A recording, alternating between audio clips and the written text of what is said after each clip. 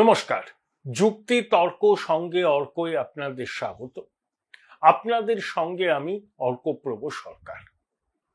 27 মে নবান্নে বিকেল 5টায় মাননীয় মুখ্যমন্ত্রীর সাংবাদিক বৈঠক আপনারা অনেকেই শুনেছেন। সরাসরি সম্প্রচার হয়েছে। সরাসরি সম্প্রচার কেউ শুনতে না পারলে পরবর্তীকালে ইউটিউবে শুনেছেন। অনেকে পুরো প্রেস কনফারেন্সটা আপলোড করে দিয়েছিলেন। সেই প্রেস কনফারেন্সে মুখ্যমন্ত্রী কি বলেছেন সেগুলো আপনারা মোটামুটি জানেন। আমি সেই সব কথার পুনরাবৃত্তি করছি না। আমি 2-3টে বিষয়ে কথা বলতে চাই। এক, মুখ্যমন্ত্রী বলেছেন যারা যোগ্য চাকরিহারা তারা যদি পরীক্ষা দেন তাহলে তারা 2-1টা বিষয়ে সুবিধা পাবেন। 1 নম্বর সুবিধা হচ্ছে, কারোর যদি চাকরির বয়স পেরিয়ে যায় সেক্ষেত্রে এজ রিল্যাক্সেশন হবে, অর্থাৎ তাদের বিষয়টা কনসিডার করা হবে না, সুপ্রিম কোর্টে বলেছে।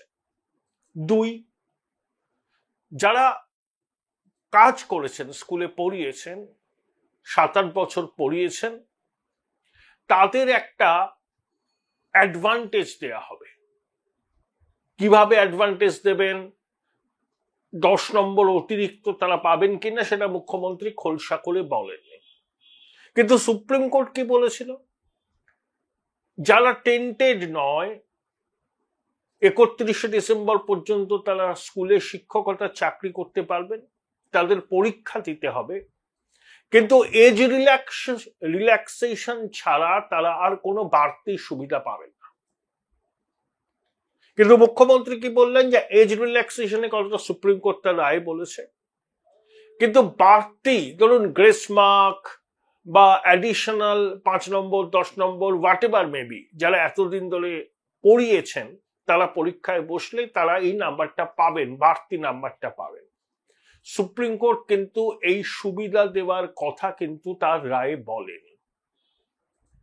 ধরুন যারা পরীক্ষা দেবেন, মানে যারা চাকরি করছিলেন এতদিন, চাকরিচ্যুত হয়েছেন, তারাও পরীক্ষা দিলেন, আর যারা চাকরি পাননি, বঞ্চিত চাকরি প্রার্থী, তারা মনে করেছিলেন যে তাদের যোগ্যতা আছে, তাদের যোগ্যতার বিচার হয়নি, অবৈধভাবে টাকার বিনিময়ে অনেকে চাকরি পেয়েছেন, তারা যদি বলেন যে আমি যা পরীক্ষা দিয়েছিলাম আমি কনফিডেন্ট ছিলাম আমি চাকরিটা পাবো, কিন্তু চুরির জন্য আমি চাকরিটা পাইনি, যারা চাকরি পেয়েছেন করেছেন তাদেরকে অ্যাডভান্টেজ দেওয়া হচ্ছে নিয়োগ পরীক্ষায়, তা আমিও বা কেন সেই অ্যাডভান্টেজ পাবো না?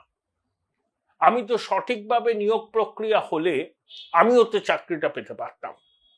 এই বিষয়টা নিয়ে কেউ সরব হয়ে আদালতের দরজায় কড়া নাড়লে পরে রাজ্য সরকারের কি অবস্থান হবে?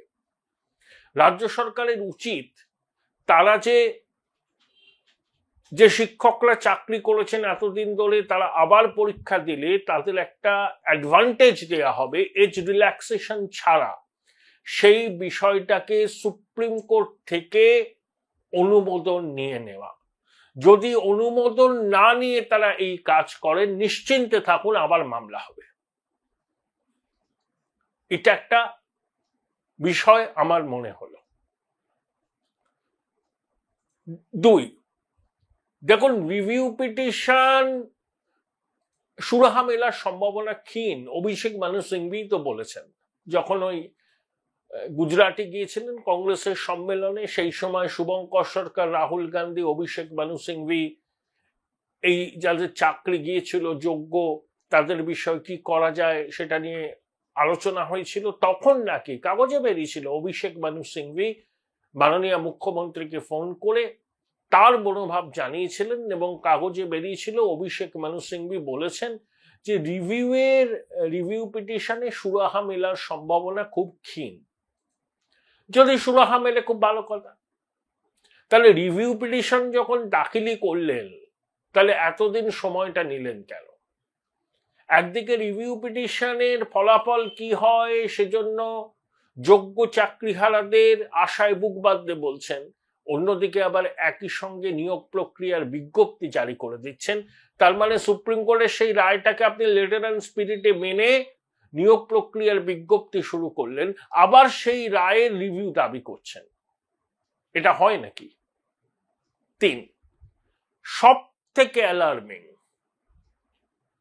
গ্রুপ সি, গ্রুপ ডি এবং শিক্ষক যারা মেধা তালিকার বাইরে থেকে র্যাঙ্ক জাম্প করে এবং অন্য নানা রকম দুর্নীতির সাহায্যে চাকরিটা পেয়েছিল, যারা দাগি হিসাবে চিহ্নিত, সুপ্রিম কোর্ট কি বলেছে? যে তারা কোনো পরীক্ষায় বসতে পারবে না, তাদের বেতন ফেরত দিতে হবে, পরিষ্কার বলেছে। এই যে গ্রুপ সি, গ্রুপ ডির মধ্যে যোগ্যও আছেন, কিন্তু 17 রকম দুর্নীতি করে এসএসসি নিয়োগ প্রক্রিয়াটা সম্পাদন করেছে এবং এই নিয়োগ প্রক্রিয়ার রন্ধে রন্ধে দুর্নীতি গন্ধ বেরোচ্ছে নিয়োগ প্রক্রিয়া থেকে। তাই সুপ্রিম কোর্ট বাধ্য হয়েছে এই নিয়োগ প্রক্রিয়াটা পুরো বাতিল করে দিতে। মুখ্যমন্ত্রী কি বললেন? যে শিক্ষক নিয়োগের বিজ্ঞপ্তি প্রকাশের কয়েকদিনের মধ্যে আরো একটা বিজ্ঞপ্তি প্রকাশ হবে। যাদের মাইনা ফেরত দেওয়া কথা বলেছে সুপ্রিম কোর্ট, যাদের চাকরি বাতিল হয়ে গেছে, যারা আর কোনো পরীক্ষায় বসতে পারবেন না, তাদেরকে শিক্ষা সহ অন্য 3-4টে দপ্তরে কিভাবে নিয়োগ করা যায় সেই জন্য ভাবনা চিন্তা শুরু হয়েছে, আইনজীবীদের সঙ্গে পরামর্শ হচ্ছে। দেখুন, সরকারি চাকরিতে দুর্নীতি করে নিয়োগপত্র পেয়েছিলেন, এরা দাগি হিসাবে চিহ্নিত, তাদের সুপ্রিম কোর্ট বলেছে পরীক্ষা দিতে পারবে না, টাকা ফেরত দিতে হবে। সেই দাগিদের যদি সরকার অন্য দপ্তরে পুনর্নিয়োগ করার উদ্যোগ নেয় মানবিকতার খাতিরে, সেটাকে আইনের চোখে বৈধ? সর্বোচ্চ আদালত যাদেরকে দাগি হিসাবে চিহ্নিত করে রায় দিল, তাদেরকেই আবার অন্য সরকারি দপ্তরে নিয়োগ করার জন্য যদি বিজ্ঞপ্তি প্রকাশিত হয়, সেটা কি সুপ্রিম কোর্টের নির্দেশের গ্রস ভায়োলেশন নয়? এটা করা যায়? টেন্টেডদের চাকরি বাঁচাবার জন্য আপনি অন্য দপ্তরে তাদেরকে পুনর্নিয়োগের সুযোগ দিচ্ছেন, এটা কখনো করা যায়? সংবিধান হাতে শপথ নেওয়া একটা সরকার কি এই উদ্যোগ নিতে পারে? যারা চিহ্নিত হয়েছেন দাগি হিসাবে, তাদেরকে পুনর্নিয়োগ দেওয়ার জন্য এত ব্যাকুলতা কেন? তাদের জন্য এত দরদ উথলে পড়ছে কেন 14 তলায়? Here lies the catch. কারণ এই দাগিরা শাসক দলের বিভিন্ন স্তরের নেতাদের উৎকোচ দিয়ে চাকরিটা পেয়েছে। তাদের চাকরি যদি চলে যায়, যে উৎকোচ তারা দিয়েছিলেন সংশ্লিষ্ট নেতাদের, তাদের কাছ থেকে টাকাটা তারা দাবি করবেন এবং সামগ্রিকভাবে একটা আনরেস্ট তৈরি হবে। ভোটের আগে এই সার্বিক বিশৃঙ্খলা মুখ্যমন্ত্রী যে কোনো মূল্যে ঠেকাতে চাইছেন, তাই এই ধরনের উদ্যোগ এবং এই ধরনের ঘোষণা করা হবে বলে তিনি আগাম ইঙ্গিত দিয়েছেন। আমি আমার মাননীয় দর্শকদের কাছে জানতে চাইব, সংবিধান হাতে শপথ নেওয়া একটা নির্বাচিত সরকার দাগিদের চাকরিতে পুনর্বহালের জন্য এই ধরনের কোনো পদক্ষেপ কি নিতে পারে? এটা কি সংবিধান সম্মত? এখানে কি সুপ্রিম কোর্টের রায় লেটার এন্ড স্পিরিটে ফলো করা হচ্ছে? এই প্রশ্নগুলোর উত্তর আমি আপনাদের কাছ থেকেই চাইব। এরকম হীরক রানীর দেশ কখনো দেখিনি। যারা ঘোষিত টেন্টেড দাগি, যাদের চাকরিটা চলে গেছে সুপ্রিম কোর্টের নির্দেশে, তারা অনেকে ব্যক্তিগতভাবে গিয়ে বলেছেন আমরা দাগি নই, তাদের একটা আর্জি সুপ্রিম কোর্ট শোনেনি, তাদেরকেই আবার সরকারি দপ্তরে পুনর্নিয়োগ দেওয়া হবে? বা এরকম কথা কেউ ভারতে কোথাও শুনেছেন? মুখ্যমন্ত্রী হাবভাব এমন করেন যে একমাত্র তিনি মানবিক, তিনি এই চাকরিহারাদের দুঃখ যন্ত্রণার সাথী। যারা চাকরি খেয়ে নিয়েছে তারা দুষ্টু, তারা রাজনৈতিক উদ্দেশ্য নিয়ে এই কাণ্ডটা করেছে। এখন প্রশ্ন হলো, যে কোনো সচেতন নাগরিক, শুভবুদ্ধি সম্পন্ন নাগরিক এই পর্বত প্রমাণ দুর্নীতি দেখলে তার প্রতিকার খোঁজার চেষ্টা করবে। প্রতিকার কোথায় পাবে? আদালতে পাবে। তারা আদালতের দ্বারস্থ হয়েছেন, তাদের হয়ে আইনজীবীরা লড়ছেন। এখানে চাকরি খেয়ে নিয়েছে আইনজীবীরা, এই কথা বলার অর্থ হলো সত্যের অপলাপ করা। এসএসসি, মধ্যশিক্ষা পর্ষদ, শিক্ষা দপ্তর, রাজ্য সরকার এমন কোন যুক্তির অবতারণা সর্বোচ্চ আদালতে করতে পেরেছেন যার থেকে সর্বোচ্চ আদালত এই সিদ্ধান্তে উপনীত হতে পারত যে পুরো প্যানেলটা বাতিল করার প্রয়োজনীয়তা নেই। এই রকম র্যাম্প্যান্ট করাপশন করলে তার অভিঘাত কি হয়, সুপ্রিম কোর্টের এই রায় সেটা প্রমাণ করে দিল। কেন এখনো যোগ্য অযোগ্যদের তালিকা প্রকাশ করা হলো না? কেন ওএমআর শিটটাকে আপলোড করা হলো না? যাদেরকে বেতন ফেরত দেওয়ার নির্দেশ সুপ্রিম কোর্ট দিয়েছিল তাদের বেতন ফেরত দেওয়ার ক্ষেত্রে কি উদ্যোগ নেওয়া হয়েছে সে সম্পর্কে আমরা জানতে পারছি না। আপনি সুপ্রিম কোর্টের রায়কে মেনে চলার কথা বলছেন, সাংবাদিকদের বলেছেন যে কোনো ভুল ন্যারেটিভ করবেন না, স্পর্শকাতর বিষয়। আমি এগ্রি করলাম, মনের মাধুরী মিশিয়ে তো কোনো কথা বলা উচিত নয়, কিন্তু সুপ্রিম কোর্ট এই নির্দেশগুলো দিয়েছিল, বেতন ফেরতের নির্দেশ, সেই নির্দেশটা মানা হয়েছে কি? সেই টাকাগুলো কি ট্রেজারিতে জমা পড়েছে? আপনি সুপ্রিম কোর্টের নির্দেশ মানতে হবে বলে বারবার বলছেন, সুপ্রিম কোর্টের এই নির্দেশ কি মানা হয়েছে? এখন দাগিদের চাকরি বাঁচাবার জন্য যদি সরকার এমন উদ্যোগ নেয় তাহলে ভবিষ্যতে সমস্ত নিয়োগ প্রক্রিয়া নিয়ে বড় প্রশ্ন উঠে যাবে। অনেকে বলেন যে সরকার জানে যে এই বিষয়গুলোকে কেন্দ্র করে অনেকে আদালতের দ্বারস্থ হবে, আবার নিয়োগ প্রক্রিয়ায় প্রশ্নচিহ্ন পড়ে যাবে। অনেকে বলছেন সরকার এটা চায়, কারণ এই বিপুল বেতন এবং অন্যান্য সুযোগ সুবিধার দায়ভার নেওয়ার আর্থিক সামর্থ্য বর্তমানে রাজ্য সরকারের নেই। ডিএ মেটাতে হবে আজ বাদে কাল। লক্ষ্মীর ভান্ডার সহ একগুচ্ছ জনমুখী প্রকল্প আছে, লক্ষ্মীর ভান্ডারের বরাদ্দ বাড়বে অন্তর্বর্তী বাজেটে 26-এর আগে। তার আগে এই বিপুল বেতন এবং অন্যান্য সুযোগ সুবিধার দায়ভার সরকার কি নিতে পারবে? যাতে সেই দায়ভার নিতে না হয়, অনেকে বলছেন ইচ্ছা করে এই ধরনের বিষয়গুলো রাখা হয়েছে যাতে সুপ্রিম কোর্টের নির্দেশ মানা হচ্ছে না এবং অন্যান্য বিষয়কে সামনে রেখে কেউ না কেউ আদালতের দ্বারস্থ হয়, আদালতে শুনানি হয়ে নিয়োগ প্রক্রিয়ার উপর স্থগিতাদেশ জারি হয়। তাতে রাজ্য সরকার বলতে পারবে দেখো আমরা কত চেষ্টা করেছিলাম, কিন্তু ওই দুষ্টু লোকরা আবার আদালতে গিয়ে নিয়োগ প্রক্রিয়াকে বন্ধ করে দিচ্ছে। ভাত দেওয়ার ক্ষমতা নেই কিল মারার গোসাই। এটা নিয়ে শাসক দল হৈ হৈ করে নেমে পড়বে, কিছু আইনজীবীকে চিহ্নিত করা হবে, তারা সরকারের রোষের মুখে পড়বে। তাই একটা অংশ বলছে যে সরকার জানে না, তো তা নয়। সুপ্রিম কোর্টের নির্দেশ সরকারের যে ল সেল আছে কুটিয়ে কুটিয়ে পড়েছে, তারা জানে সুপ্রিম কোর্ট কি বলেছে কি বলেনি। তা সত্ত্বেও সরকার যদি নিয়োগ প্রক্রিয়ার ক্ষেত্রে এমন কিছু সিদ্ধান্ত নেয় যেটা আদালতে চ্যালেঞ্জ হবেই, তখন এটা ধরে নেওয়া যায় যে সরকার চাইছে আদালতে চ্যালেঞ্জ হোক। এটাই সরকারের মনোভাব, এটাই সরকার চাইছে। সহজেই বলা যাবে দেখো সরকার তো চাকরি দিতে চেয়েছিল, আবার আদালতে গিয়ে আটকাচ্ছে, এরা বাংলার প্রগতি চায় না। আপনাদের মতামতের উপর ছেড়ে দিলাম, কারণ এই জট সহজে কাটবে না। এই জল অনেক দূর গড়াবে এবং এটা এখন পুরো দস্তুর একটা রাজনৈতিক বিষয় হয়ে গিয়েছে। যোগ্য শিক্ষক শিক্ষিকারা যারা অবস্থান করছেন তারা এই দাবিতে অনড় কেন থাকতে পারলেন না যে যোগ্য অযোগ্যদের তালিকা প্রকাশ হোক?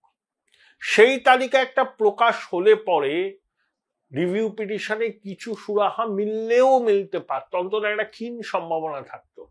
আইনজীবীদের অনেকে বলছেন এখন রিভিউ পিটিশনের কোনো সম্ভাবনাই নেই, মানে রিভিউ পিটিশন কনসিডার হওয়ার কোনো সম্ভাবনাই নেই।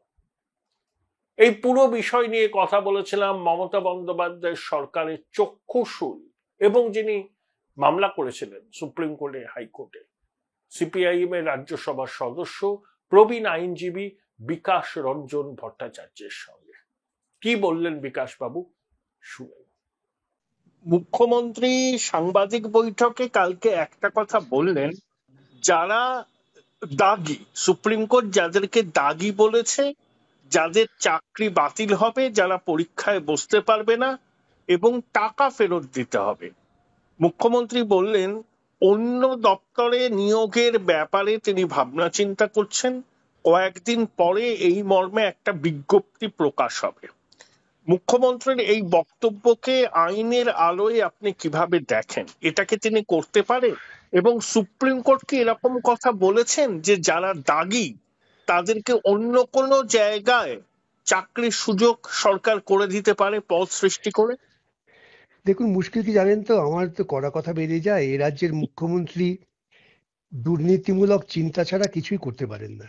এটা ওর আরেকটা দুর্নীতির রাস্তা খুলছেন উনি, যেখানে সুপ্রিম কোর্ট পরিষ্কার বলে দিয়েছে যে সরাসরি দুর্নীতির সঙ্গে যুক্ত যারা, তাদের টাকা ফেরত দিতে হবে এবং তারা কোনো নিয়োগ প্রক্রিয়া অংশগ্রহণ করতে পারবে না। এটা ইংরেজি মর্মার্থ খুব সহজ, এটা নিশ্চয়ই উনি বোঝেন, বা হয়তো উনি না বুঝলে ওর পরামর্শদাতারা তো বুঝিয়ে দিতে পারেন। কিন্তু উনি দুর্নীতি করবেন, দুর্নীতির উপরই টিকে থাকবেন, তার কারণ যাদের থেকে একবার টাকা নিয়ে চাকরি দিয়েছেন তাদের যদি টাকা ফেরত দিতে হয় এবং তাদের কোনো উপায়ে রাস্তা না হয়, তাহলে তো তারা মুখ্যমন্ত্রীর দলের লোকদের রাস্তায় ধরে ধরে পেটাবে। এবং সেই পরিস্থিতির হাত থেকে বাঁচবার জন্য তিনি আরেকটা মিথ্যা প্রবঞ্চনার রাস্তা তৈরি করেছেন। আচ্ছা বিকাশ দা, ধরুন একটা, এরা তো সরকারি চাকরি করতো, এসএসসির মাধ্যমে এরা চাকরি পেয়েছিল, কিন্তু এরা দাগী হয়েছে। একটা সরকারি চাকরিতে দাগী হিসাবে চিহ্নিত অন্য সরকারি দপ্তরে চাকরি করতে পারে? পারে না তো, সেটাও তো সুপ্রিম কোর্টের অর্ডারে পরিষ্কার আছে, কলকাতা হাইকোর্ট অর্ডারে পরিষ্কার আছে। আসলে ওকে তো এই কথাগুলো বলতে হবে নিজের পিঠের চামড়া বাঁচাবার জন্য। এবং উনি আরো সাংঘাতিক ভাবে পশ্চিমবঙ্গের যুব সমাজকে দুর্নীতির সঙ্গে আষ্টে পৃষ্ঠে জড়িয়ে ফেলছেন। অনেকে এটা বলছেন যে নবান্ন জানে যে এই কথাগুলো বলার পর মামলা হবে, নিয়োগ প্রক্রিয়া নিয়ে প্রশ্ন চিহ্ন উঠতে পারে এবং তাতে নিয়োগটা হবে না এবং রাজ্য সরকারের কোষাগারের চাপ কমবে। এটা তো আমি কালকেই বলেছি যে ওর উদ্দেশ্য হচ্ছে আমি পরিকল্পিতভাবে দুর্নীতি করব এবং হলে পরেই যে কোনো বিবেকবান মানুষ তারা সব আটকে যাবে। এবং উনি যেহেতু রাজ্য কোষাগার প্রায় শেষ করে ফেলেছেন, এখন কোনো ক্ষেত্রেই উনি কোনো পাকাপাকি নিয়োগ করবেন না, তারই একটা পরিকল্পনা ছকে ফেলছেন। আচ্ছা বিকাশ দা, যারা সুপ্রিম কোর্টে চিহ্নিত দাগী তারা কি ওই যেমন সিভিক পুলিশ আছে তেমনি চুক্তির ভিত্তিতে সরকারি নিয়োগ পেতে পারে? একদম না, জনগণের পয়সা কখনো দুর্নীতির কাজে প্রত্যক্ষ বা পরোক্ষভাবে ব্যবহার করা যায় না। যেটা ওর করণীয় সেটা উনি করছেন না। উনি কেন সরাসরি এই সমস্ত দুর্নীতিগ্রস্ত লোকেদের লিস্ট বার করছেন না? উনি তো জানেন কাদের থেকে টাকা নিয়েছেন, ওর দলের কর্মীরা তো সব লিস্ট ওর কাছে পাঠিয়েছে, সেইভাবেই তো নিয়োগ হয়েছে। তাদের লিস্টটা বার করে দিন। তিনি দুর্নীতি করেছেন, দুর্নীতিবাজদের রক্ষার জন্য আমার গোটা সমাজের শিক্ষিত সম্প্রদায়কে দুর্নীতিগ্রস্ত বলে চিহ্নিত করে দিলেন। আপনারা তো নোটিশটা বেরোবে, বিজ্ঞপ্তিও বেরোবে, সেই বিজ্ঞপ্তিটা নিশ্চয়ই খুঁটিয়ে দেখবেন। পরবর্তীকালে যদি সেই বিজ্ঞপ্তি দেখে আপনাদের মনে হয় যে সুপ্রিম কোর্টের রায়কে লঙ্ঘন করা হয়েছে, তখন কি আপনাদের অন্য কোনো পরিকল্পনার কথা মাথায় আছে? নিশ্চয়ই, আমরা তো ইতিমধ্যে কন্টেন্ট ফাইল করে রেখেছি। হুম, বুঝতে পেরেছি। রিভিউ পিটিশনের কোন রকম কি মানে পজিটিভ কিছু আউটকাম বেরোতে পারে? আচ্ছা দেখুন, সাধারণ বুদ্ধি আপনার কি বলে, হুম ও আপনার আইন জানতে হবে না। হুম একটি রায়কে আমি মান্যতা দিয়ে দিলাম, হুম মান্যতা দিয়ে বললাম আমি নিয়োগ প্রক্রিয়া চালু করছি, হুম তাহলে আবার সেই রায়ের আবার পুনর্মূল্যায়ন কি করে হবে? হুম তো এই যে অদ্ভুত ধরনের যুক্তি, আসলে ছাত্রছাত্রীদের বিভ্রান্ত করার জন্য উনি এই কথাগুলো বলেন। না, যারা ধরুন যোগ্য চাকরি ছাড়া যারা অবস্থানে বসছেন, তারা তো লেখাপড়া করে পরীক্ষা দিয়ে আমি দাবি করছি যে সৎভাবে চাকরিটা পেয়েছেন। তারা কি সুপ্রিম কোর্টের রায়টা পড়েননি? তারা কি জানেন না যে রিভিউ পিটিশনে করে সুরাহা মেলার সম্ভাবনা কম? আমার এই প্রশ্নটাও আছে যে এদের মেধা কতটা, যে সামান্য একটা রায় পড়ে যারা বুঝতে পারে না। না দেখুন, তারা রায়পুরে বোঝেন, তারা যখন হুম আমার কাছে এসেছিলেন তাদের তো আমি স্পষ্ট বুঝিয়ে দিয়েছি হুম যে আপনাদের পক্ষে একমাত্র রাস্তা হচ্ছে নিজেরা আবার এই পরীক্ষায় নিজেদের মেধা প্রমাণ করে ফিরে আসুন। হুম কিন্তু এক রাজ্যের মুখ্য হুম ধারাবাহিকভাবে একটা প্রবঞ্চনামূলক আশার বাণী শুনিয়ে যায়, হুম তাহলে আমার দেশের তো দারিদ্র বেকারিত্বের তো সীমা নেই কোনো। হুম সেক্ষেত্রে মানুষ বিভ্রান্ত হয়। এইটা আরো অনেক বড় সামাজিক অপরাধ যে একজন মানুষ তার অসহায়তার সুযোগ নিয়ে তাকে ক্রমশ তুমি বঞ্চিত করে যাচ্ছ। আমি বিভিন্ন হুম জায়গায় বলি, জানেন আপনি তো লেখাপড়া করা লোক, হুম বঙ্কিমচন্দ্রের বিড়াল উপন্যাসে একটা ডায়লগ ছিল, আমি প্রত্যেক মিটিং এ বলি। হুম বিড়াল যখন দুধ খেয়ে ফেলেছে, সে মৌতাত নষ্ট হয়ে যাচ্ছে, তখন বিড়াল বলেছে, খাইতে না দিলে জোর করিয়া খাইব, চুরি করিয়া খাইব। সুতরাং খুব ভালো তোমার, উপমা দিয়েছেন। হ্যাঁ, মৌতাতের জন্য দুধ খাবে আর আমরা আমাদের পেটে খিদের দুধ পাবো না, এটা হুম চলতে পারে না। বিকাশদা, আমার শেষ প্রশ্ন, এই নিয়োগ দুর্নীতি কি তৃণমূল সরকারের একই সিল চলতে চাইছে, যাচ্ছে? সম্ভাবনা আছে। হুম, সম্ভাবনা আছে।